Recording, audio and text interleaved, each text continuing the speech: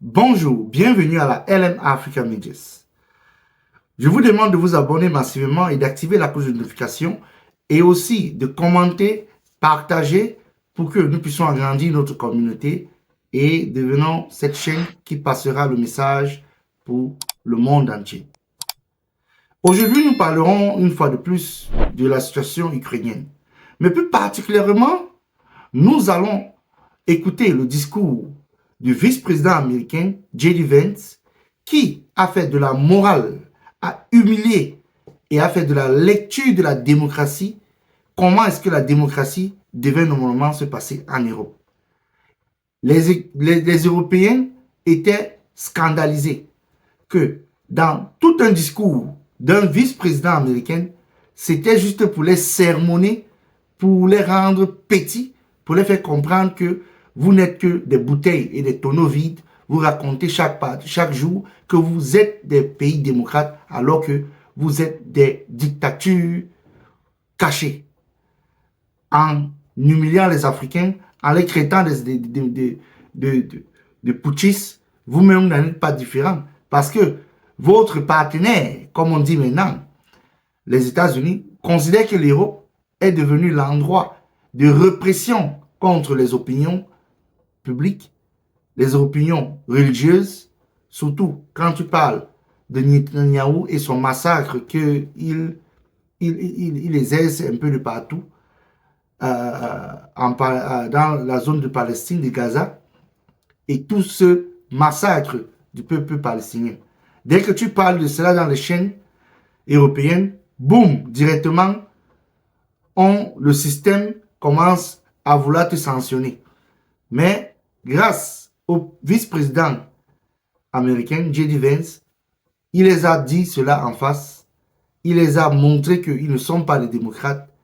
Donc, écoutons J.D. Vance et reprenons-nous juste après. The threat that I worry the most about vis-a-vis Europe is not Russia, it's not China, it's not any other external actor. And what I worry about is the threat from within. The retreat of Europe from some of its most fundamental values, values shared with the United States of America. Now, I was struck that a former European commissioner went on television recently and sounded delighted that the Romanian government had just annulled an entire election.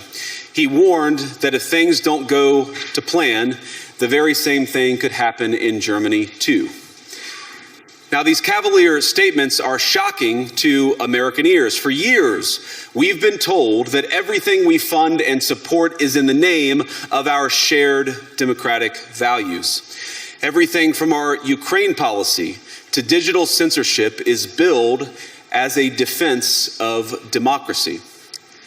But when we see European courts canceling elections and senior officials threatening to cancel others, we ought to ask whether we're holding ourselves to an appropriately high standard. And I say ourselves because I fundamentally believe that we are on the same team. We must do more than talk about democratic values, we must live them. Now, within living memory of many of you in this room, the Cold War positioned defenders of democracy against much more tyrannical forces on this continent.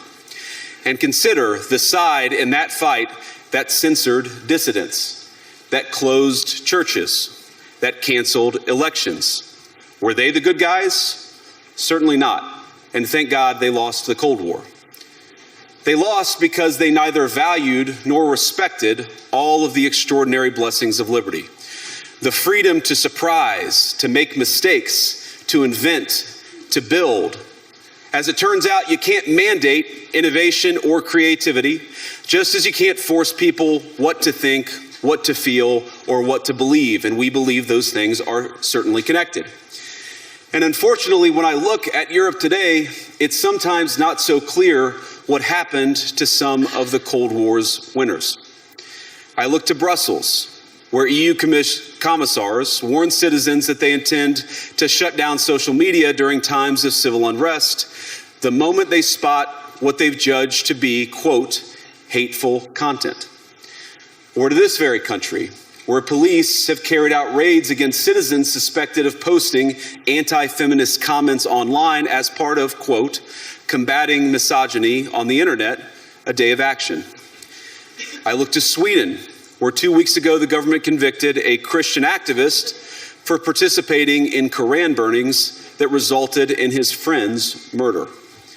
And as the judge in his case chillingly noted, Sweden's laws to supposedly protect free expression do not, in fact, grant, and I'm quoting, a free pass to do or say anything without risking offending the group that holds that belief.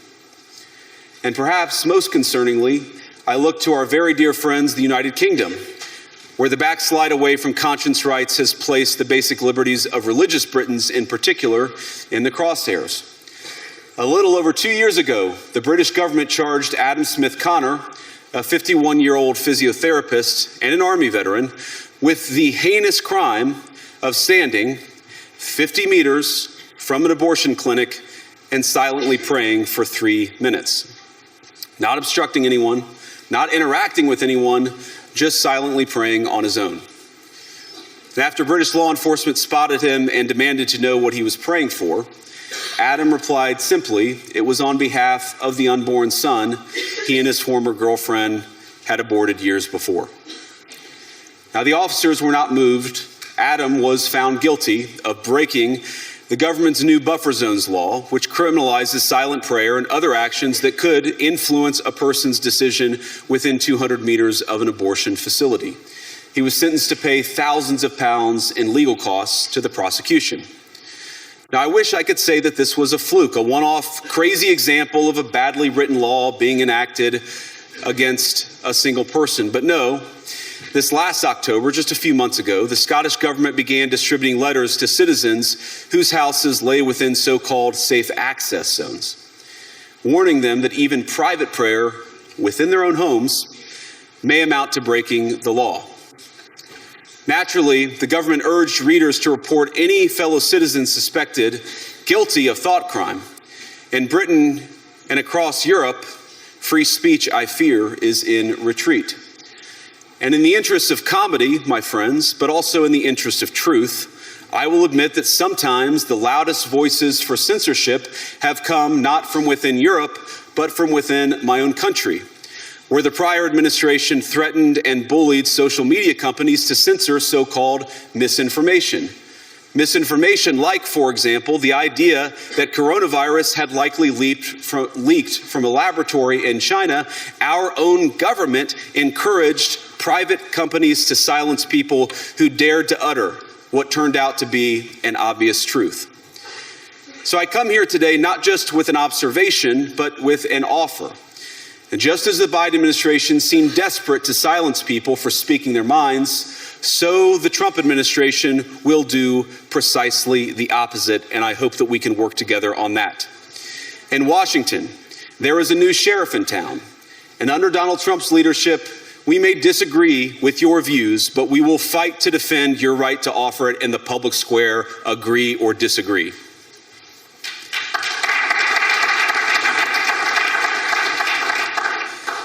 Now, we're at the point, of course, that the situation has gotten so bad that this December, Romania straight up canceled the results of a presidential election based on the flimsy suspicions of an intelligence agency and enormous pressure from its continental neighbors. Now, as I understand it, the argument was that Russian disinformation had infected the Romanian elections. But I'd ask my European friends to have some perspective. You can believe it's wrong for Russia to buy social media advertisements to influence your elections. We certainly do. You can condemn it on the world stage even. But if your democracy can be destroyed with a few $100,000 of digital advertising from a foreign country, then it wasn't very strong to begin with. Now, the good news is that I happen to think your democracies are substantially less brittle than many people apparently fear. And I really do believe that allowing our citizens to speak their mind will make them stronger still. Which, of course, brings us back to Munich, where the organizers of this very conference have banned lawmakers representing populist parties on both the left and the right from participating in these conversations. Now, again, we don't have to agree with everything or anything that people say. But when political leaders represent an important constituency, it is incumbent upon us to at least participate in dialogue with them. Now, to many of us on the other side of the Atlantic, it looks more and more like old entrenched interests hiding behind ugly Soviet-era words like misinformation and disinformation, who simply don't like the idea that somebody with an alternative viewpoint might express a different opinion or, God forbid, vote a different way or, even worse, win an election. Comme vous avez écouté, J.D. Vance a eu à faire comprendre à ces gens que vous êtes vous-même la cause de la répression en Europe. Il les a fait part qu'ils ont un problème fondamental avec la démocratie. Les Européens ne sont pas démocrates. Où était le petit Macron? Il était caché à l'Élysée. Celui qui aime faire la morale aux Africains. Que les Africains sont des ingrats. Ça veut dire que nous ne sommes pas humains. Le petit Macron, tu étais où? Quand j'ai dit, ben, c'était en train de sermonner tout ce cortège d'Européens, inclus avec ce farfelu de Zelensky. Tu étais où? Tu n'étais pas là? Et où est ton Olaf Scholz? Olaf Scholz transpire en grosses gouttes. Parce que la carrière de Olaf Scholz va s'arrêter en février aux élections fédérales allemandes. Hein? Celui qui bavarde beaucoup là, il se promène, il gueule partout comment, oh, l'Allemagne va faire ceci, l'Allemagne, l'Ukraine ne peut pas capituler, la même chose comme son collègue français, Macron. L'Ukraine ne peut pas capituler, ça sera une perte, ça va donner le courage à la Russie de continuer. Mais vous n'êtes pas de démocratie. Êtes-vous différent de Vladimir Poutine? Vous n'êtes pas différent de Vladimir Poutine. Vous le traitez le dictateur, vous-même vous êtes plus pire que Vladimir Poutine. Parce que, déjà en Roumanie, Ceausescu, qui était déjà en train de lead dans les élections en novembre de l'année passée, grâce à vos coups constitutionnels corrompus, vous avez pris pour raison que Ceausescu utilisait TikTok pour pouvoir monter sur les sondages et gagner plus de voix. Et que c'était les Russes qui étaient derrière, alors que c'était du mensonge.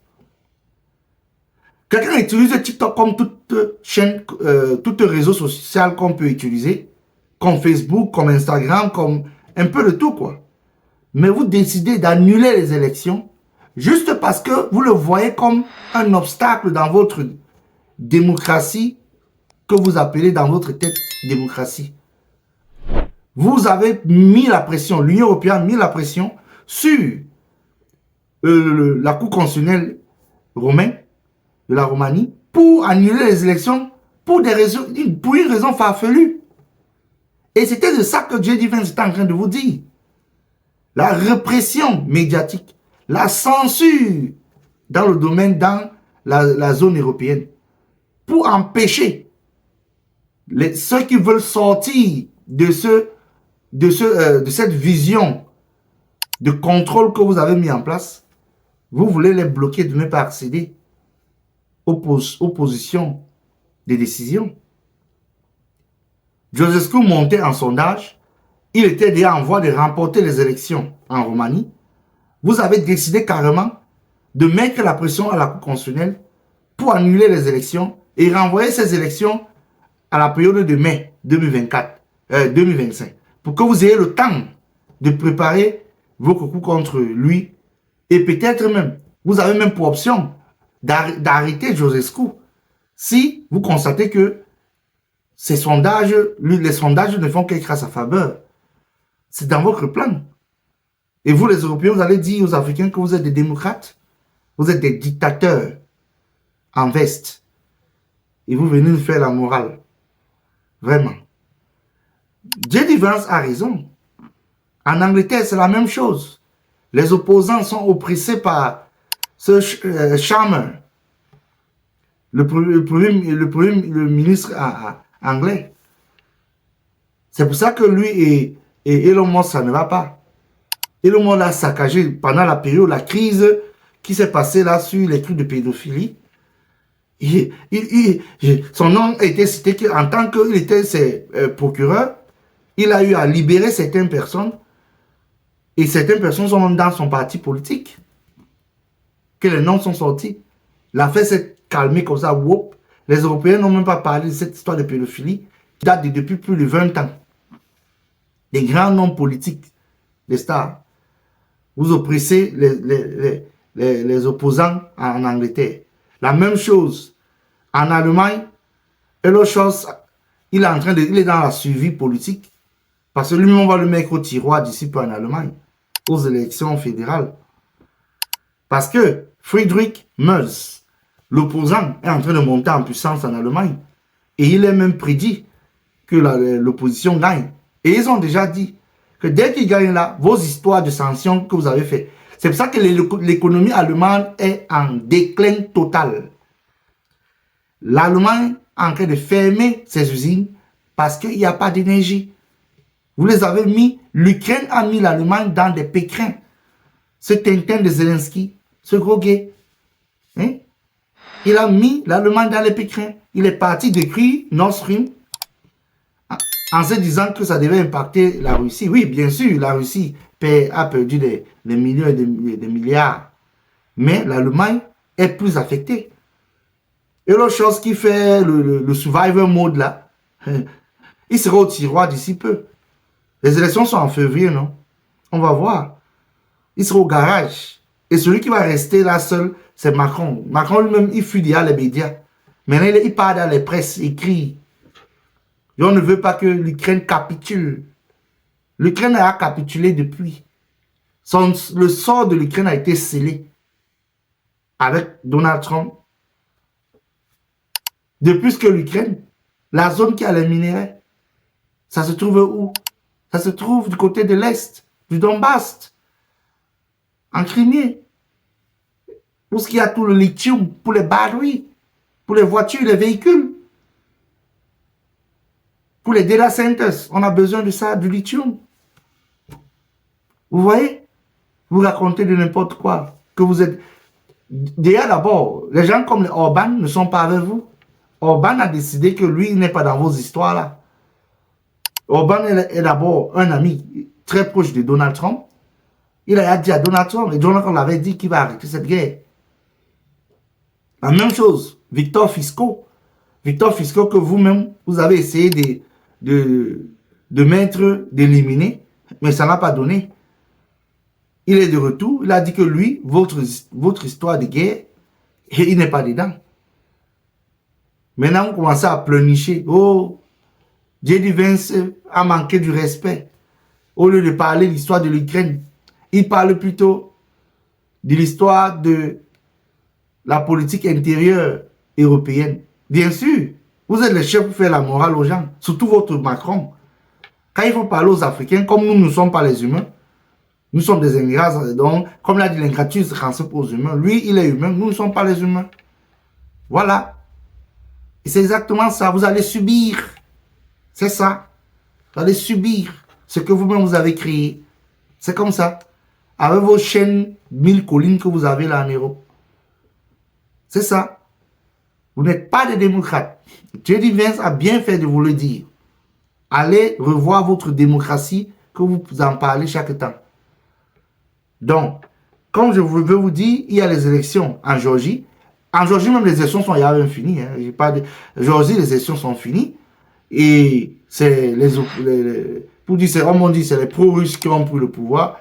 Ils ont dit qu'eux, ils ne sont pas allés dans vos délits là. L'histoire même de l'Union européenne, même, ils ont enlevé ça. Ils annulent les bêtises.